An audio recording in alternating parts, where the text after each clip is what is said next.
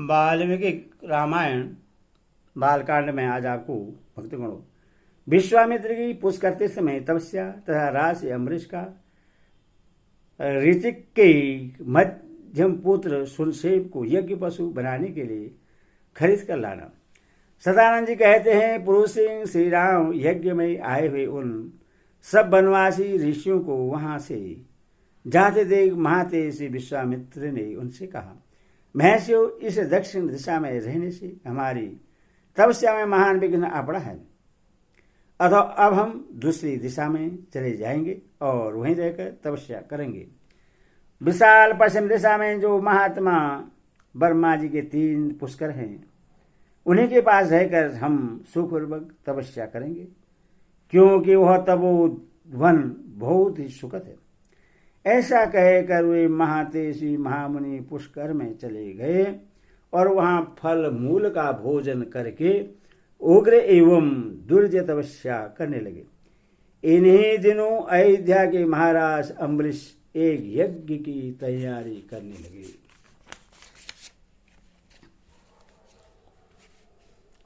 जब वे यज्ञ में लगे हुए थे, उस समय इंद्र ने उनके यज्ञ पशु को चुरा लिया। पशु के खो जाने पर पुरोहित ने राजा से कहा, राजन, जो पशु यहाँ लाया गया था वह आपकी दुर्नीति के कारण खो गया। नरेश्वर, जो राजा यज्ञ पशु की रक्षा नहीं करता, उसे अनेक प्रकार के दोष नष्ट कर डालते हैं। पुरुष परवर जब तक कर्म का आरंभ होता है, उसके पहले ही खोए हुए पशु की खोज कराकर उसे शीघ्र यहाँ ले आओ, अथवा उसके प्रतिनिधि रूप से किसी पुरुष पशु को खरीद लाओ। यही इस पाप का महान प्रायश्चित है। पुरोहित की यह बात सुनकर महाबुद्धिमान पुरुषश्रेष्ठ राजा अम्बरीश ने हजारों गौओं के मूल्य पर खरीदने के लिए एक पुरुष का अन्वेषण किया। तात रघुनंदन विभिन्न देशों, जनपदों, नगरों, वनों तथा पवित्र आश्रमों में खोज करते हुए राजा अम्बरीश भृगुतुंग पर्वत पर पहुंचे और वहां उन्होंने पत्नी तथा पुत्रों के साथ बैठे हुए ऋषिक मुनि का दर्शन किया। अमित कांतिमान एवं महातेजस्वी राशि अम्बरीश ने तपस्या से उदित होने वाली महर्षि ऋषिक को प्रणाम किया और उन्हें प्रश्न करके कहा।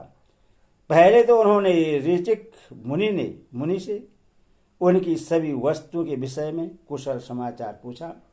उसके बाद इस प्रकार कहा, महाभाग भृगुनंदन, यदि आप 1,00,000 गौएं देकर अपने एक पुत्र को पशु बनाने के लिए बेचें तो मैं कृत्य हो जाऊंगा।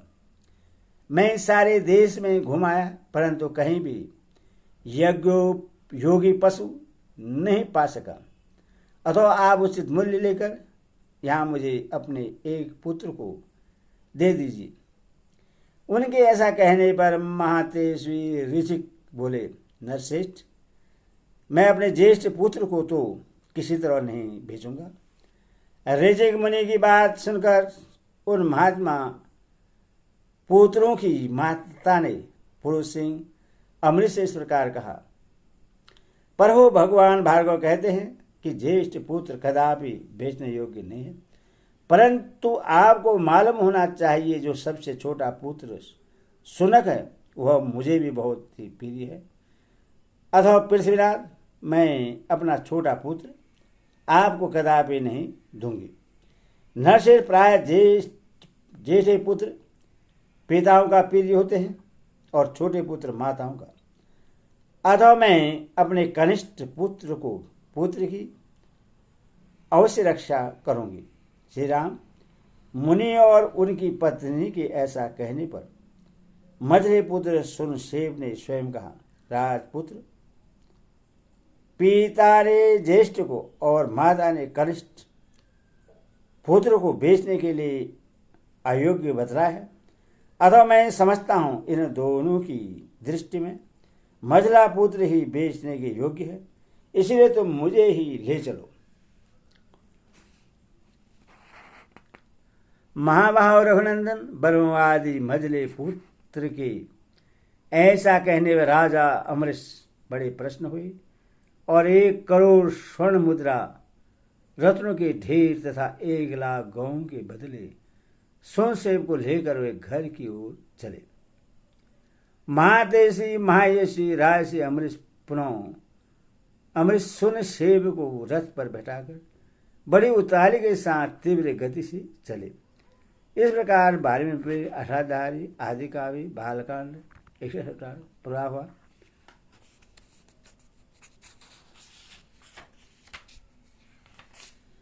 हरिओम दर्शन।